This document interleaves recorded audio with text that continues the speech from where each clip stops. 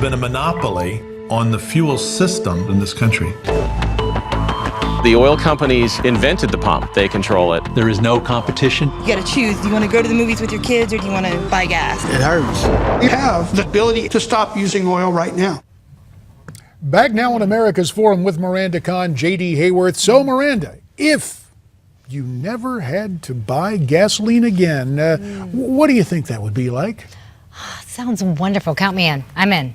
But how do you do it? I have no idea how you do that. Yeah, see, electric cars?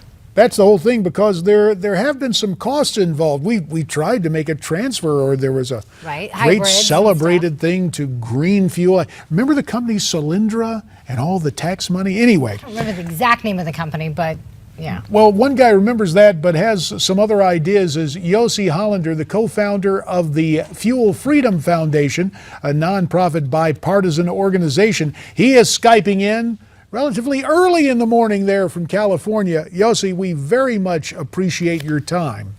My pleasure. And we just were watching a little bit of the trailer from the documentary, and in that documentary, David Bloom says, quote, "We have the ability to stop using oil right now." Really, Yossie? We do, but that's actually, we don't want to stop using oil. We want to do it the old American way, have competition at the pump. Because right now, the government decide what fuel you will have. Why not have a few options at the pump? I can give you quite a few. One of them is, of course, ethanol from corn.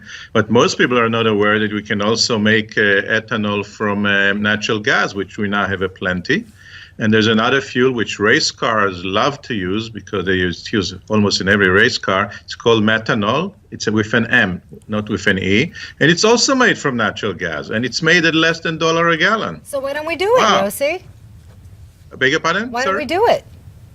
Because we can't put it in the car today. But you're saying there are all these options out there. They've been talking about options forever. Right now, there are hybrid cars out there that run on electricity, but it's still not mainstream. What's stopping people from having more options? Because right now there's a law that doesn't let you modify your car. You can basically today, for less than $300, modify your current car on the road, your F-150, whatever car it is, to run on ethanol, methanol, and gasoline in the same tank. And that's the only reason that we can't do it today is because the law does not allow us to modify the car after it left the factory. Well, it would seem that in a competitive marketplace, that GM and the other car dealers would want to have something like that. Why isn't Detroit beating down the door of Congress saying expand the ability to use different fuels? Well, I think they should, but they seem to be a little bit of conservative on almost everything. I'd hate to answer for them because I'm not a car company, but I want to remind you that GM, for example, didn't recall cars that had faulty ignition switches for 10 years almost. So you can ask, why didn't do that? I mean, the key is that there's a lot of tradition in and the changes that have happened really happened lately. So how is your organization? It's only very lately that we have plenty of cheap natural gas. Sorry to keep interrupting you. I'm just curious, how is your organization working to combat that? Okay, so one, we did a movie to make people aware that they can convert their car, so they can come to government, to the congressman, to the car companies, say, we want more fuels in our car and cheaper fuel in the gas station so we can have a choice in the gas station.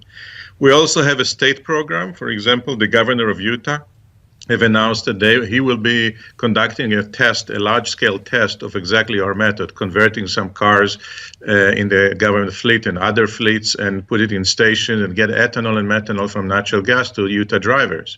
It's also cleaner fuels, which will help them a lot to clean the air.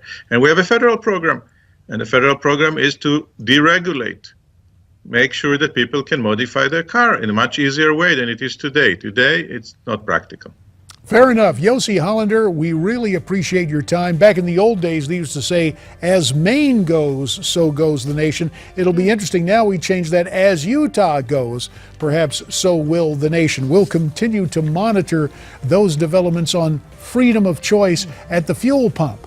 When we come back, millennials who don't leave home.